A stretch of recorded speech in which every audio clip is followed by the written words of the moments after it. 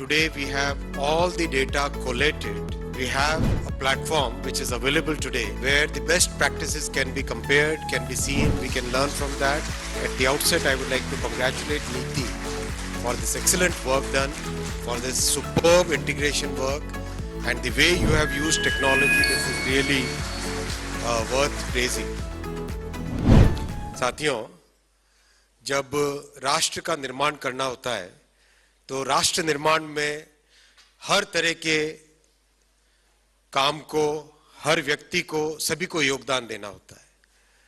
आज प्रधानमंत्री श्री नरेंद्र मोदी जी ने देश के सामने एक ऐसी मिसाल रखी है और ये मिसाल उनके कन्विक्शन से आती है, उनके विजन से आती है। प्रधानमंत्री जी जब गुजरात की जिम्मेदारी संभालते थे मुख्यमंत्री के रोल में, तब भी उनका हमेशा फोकस रहता था कि राज्यों और केंद्र के बीच में एक पॉजिटिव, एक कंस्ट्रक्टिव, एक कोऑपरेटिव रिलेशनशिप होनी चाहिए। उनके कई ऐसे सुझाव होते थे जिन सुझावों से देश की नीति में भी, एक देश की पॉलिसी मेकिंग में भी एक बड़ा पॉजिटिव चेंज आता था।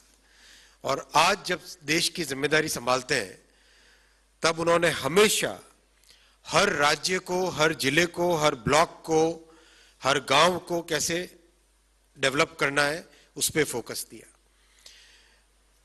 राजनीति में कई बार लोग इतना ब्रॉड तरीके से नहीं देख पाते जितना मोदी जी ने एक ब्रॉड तरीके से देखा। मोदी जी ने हमेशा सबका साथ, सबका विकास पे जोर दिया। सबका साथ, सबका विकास, सबका विश्वास और सबका प्रयास जोड़ा उसमें एक बात कि हम सभी प्रयास करेंगे तभी जाके ये देश एक विकसित देश बन पाएगा। उनकी इस विचारधारा में, इस थॉट प्रोसेस में नीति का बहुत बड़ा रोल है। नीति एक बहुत इंपॉर्टेंट थिंक टैंक बन के आया है। नीति एक बहुत बड़ा इंटीग्रेटर बन के आया है। एक फॉरवर्ड लुकिंग डॉक्यूमेंट बनाना हो, एक फॉरवर्ड लुकिंग विजन क्रिएट करना हो, लोगों के आइडियाज लेने हो। मान लो 10,000 लोग हैं जो कि हफ्ते में आधा घंटा अपना कंट्रीब्यूट करना चाहे राष्ट्र निर्माण के लिए। टुडे नीति offers that platform. Somebody wants to share an idea. Can that idea be scaled up? Can that idea be used? Niti offers that platform. So this is a great transformation from the days of Planning Commission, which was very kind of statist. It was more like एक तरीके से देश की progress को एक facilitate करने की जो भावना थी वो आज नीति में आई है। तो बहुत अच्छी शुरुआत है, ये बहुत अच्छा बेस बना है पिछले 10 वर्षों में। I'll take 5-6 minutes to explain the development thinking at this point of time, growth की जो thinking है। आज भारत की growth thinking प्रधानमंत्री जी के विजन में 4 पिलर्स पर है। पहला पिलर है फिजिकल, डिजिटल और सोशल इंफ्रास्ट्रक्चर में investment. And this investment is very important. We have all seen investment, जो पब्लिक इन्वेस्टमेंट का लेवल था 10 साल पहले 2.5 लाख करोड़ के आसपास था, आज 11 लाख करोड़ किया प्रधानमंत्री जी ने। फिजिकल इंफ्रास्ट्रक्चर के साथ ही साथ इक्वल फोकस दिया है डिजिटल इंफ्रास्ट्रक्चर पे और सोशल इंफ्रास्ट्रक्चर पे। तो जहां पे 4 गुना कंस्ट्रक्शन रेलवे लाइंस का हो रहा है, वहीं पे साथ ही साथ एम्स भी डबल हो रहे हैं। जहां पे पोर्ट्स और एयरपोर्ट्स की कैपेसिटी डबल हो रही है, साथ ही साथ नंबर ऑफ यूनिवर्सिटीज भी 3 गुना हो रही है। जहां पे 9 लाख किलोमीटर के ऑप्टिकल फाइबर बन रहे हैं, तो साथ ही साथ 5,000 किलोमीटर की रेलवे लाइन भी बन रही है। तो एक तरीके से फिजिकल, डिजिटल और सोशल इंफ्रास्ट्रक्चर पे जो इन्वेस्टमेंट चाहिए, that investment is today a reality and that is giving us results. बहुत सारे मल्टीप्लायर इम्पैक्ट है। Many of you are very established, very senior economists. I would like you to actually present what is the multiplier impact of this public investment. Second pillar है बहुत बड़ा inclusive development का। The largest inclusive growth, largest inclusive development program anywhere in the history of world is today being implemented in India. किसी भी parameter पे देखें, अगर 51 करोड़ जनधन खाते खुले तो दैट इज लाइक पूरे यूरोप की पॉपुलेशन 45 करोड़ है, यानी पूरे यूरोप में जितने लोग हैं उन सब के बैंक अकाउंट खोलना। इतना बड़ा फाइनेंशियल इंक्लूजन कहीं दुनिया के इतिहास में कहीं नहीं था। 11 करोड़ गैस कनेक्शंस, पूरे जापान की पॉपुलेशन 11 करोड़ है, तो इट्स लाइक पूरे जापान की पॉपुलेशन का कुकिंग बिहेवियर चेंज करना। It's that big a work.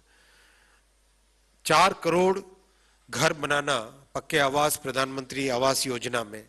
4 crore का मतलब 20 करोड़ लोग उससे बेनिफिट पाते हैं। That is like half the population of Europe. इतना बड़ा प्रोग्राम और इतने multiple aspects, 80 crore people getting food under food security, प्रधानमंत्री गरीब कल्याण अन्न योजना में 80 करोड़ लोगों को हर महीने फूड ग्रेन मिलना। दैट इज लाइक पूरे अमेरिका की पॉपुलेशन प्लस पूरे यूरोप की पॉपुलेशन को मिला लो, तब जाके 80 करोड़ होता है। America is about 37, US is about 37, Europe is about 42, 43, तब जाके उससे भी ज्यादा पॉपुलेशन को हर महीने कवर कर रहे हैं फूड सिक्योरिटी में। इतने बड़े प्रोग्राम्स लेना अपने आप में बहुत ही हिम्मत वाली बात होती है। ये प्रधानमंत्री जी का एक कमिटमेंट है राष्ट्र निर्माण का कि उन्होंने इतने बड़े प्रोग्राम्स लिए। हम लोग बोलते हैं तो हम कहते हैं ये भागीरथी प्रयास है, भागीरथी प्रयास है। जिस तरह से हमारे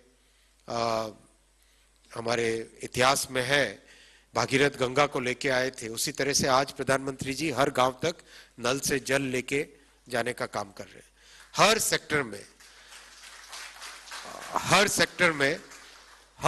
में इसी तरह के बड़े टारगेट्स लेना, गोल्स लेना बड़े, और उन गोल्स के पीछे काम करना, ये आज की गवर्नेंस है, प्रधानमंत्री श्री नरेंद्र मोदी जी की गवर्नेंस है। तीसरा पिलर है मैन्युफैक्चरिंग। बहुत बड़ा फोकस आया मैन्युफैक्चरिंग में, because manufacturing is a very big employment generating activity.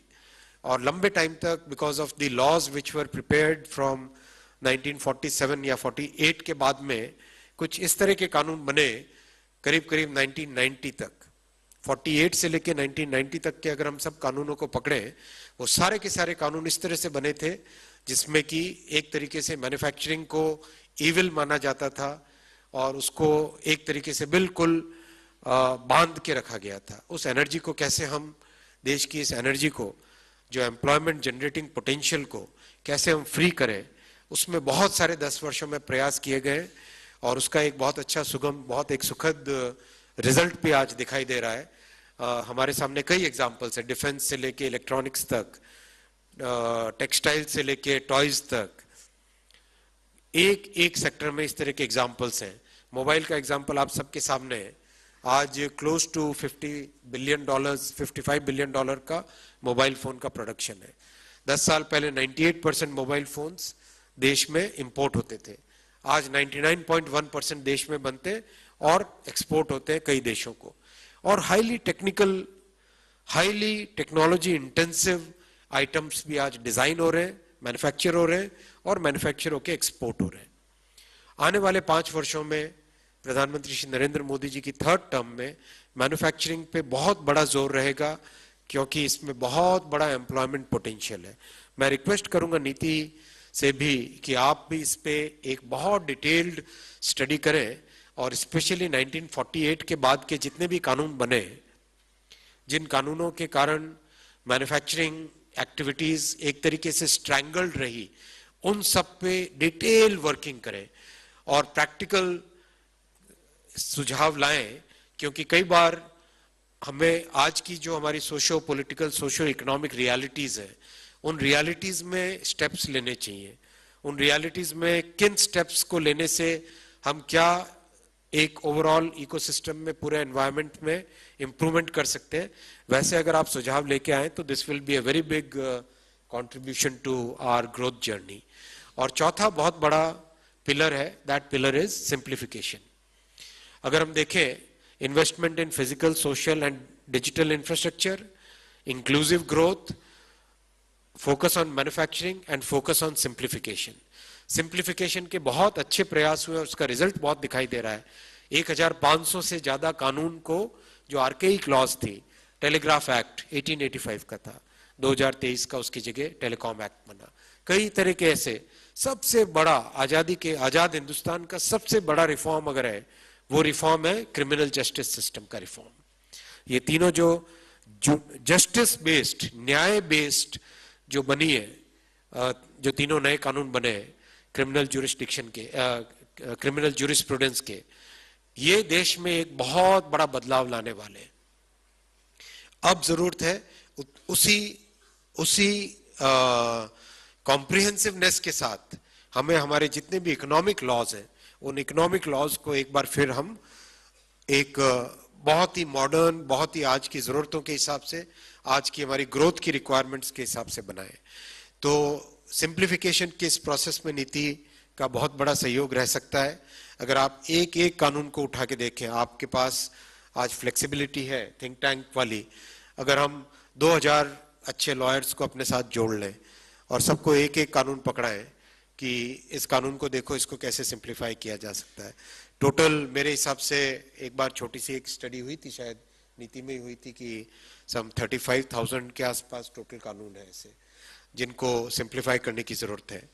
तो इन 35,000 कानूनों को अगर पकड़ के एक साथ एक एक करके 1 by 1 अगर करें, तो मेरे ख्याल से अगले 5 साल में एक ऐसा लीगल फ्रेमवर्क बन सकता है जो कि प्रधानमंत्री जी की विकसित भारत संकल्प की 140 करोड़ देशवासियों का जो ये संकल्प है, 140 करोड़ देशवासियों का स्वप्न और एक संकल्प विकसित भारत बनाने का, इस संकल्प में नीति का बहुत बड़ा रोल रहेगा।